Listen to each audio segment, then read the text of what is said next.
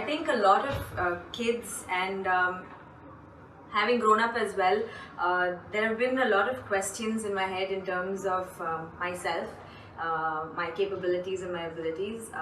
Something called self-doubt is definitely something that has been an issue that I have probably faced and overcome.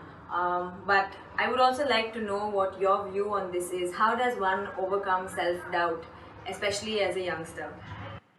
Namaskaram, Regina. I'm glad you're growing up, huh? I know everybody is telling you, believe in yourself, believe in yourself. I would say, please doubt yourself. Whatever is going right or wrong in your life, first thing is to see, maybe it's me who caused this. Look at it carefully. If it's not you, then we look at others. The so-called confident idiots are stepping on everybody's everything and walking. Self-belief or any kind of belief will bring you confidence without clarity. The level of damage that's happened to this planet and to life around us, everything is because confidence without clarity. If you had little doubt about what you're doing, you would think 10 times before you do something, isn't it? And that would be a sensible world. I want everybody to have some self-doubt. Anyway, coming to physiological and psychological growth, when we say growing up, there are many dimensions to a human being.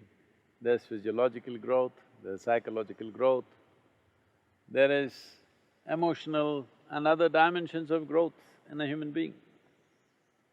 Most of the time, we measure growth physiologically and the next possibility is psychologically. See, body is a very tangible element.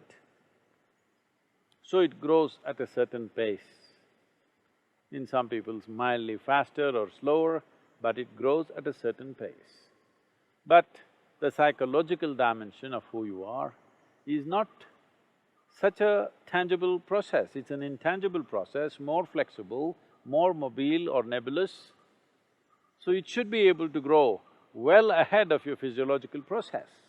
If growth pangs, if people are having, it is mainly because their psychological growth is not one step at least ahead of their physiological growth. So, though the same things have happened to trillions of people on this planet forever, still it looks like it's happening for the first time in the universe and they're surprised and they're shocked and many things. This is just because their psychological growth is behind their physiological growth. This is very important. In a society, we create a situation where every child is psychologically at least one step ahead of their physiological growth.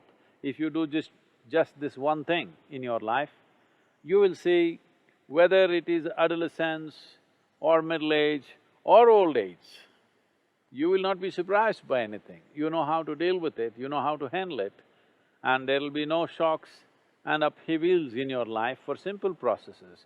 Right now, people are living in such a way that toddlers are having diaper problems, teenagers are having hormonal issues, middle-aged people are having middle-age crisis.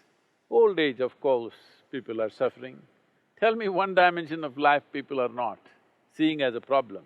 Life is not a problem, life is a certain process. The question is only, have you prepared yourself for the process or not?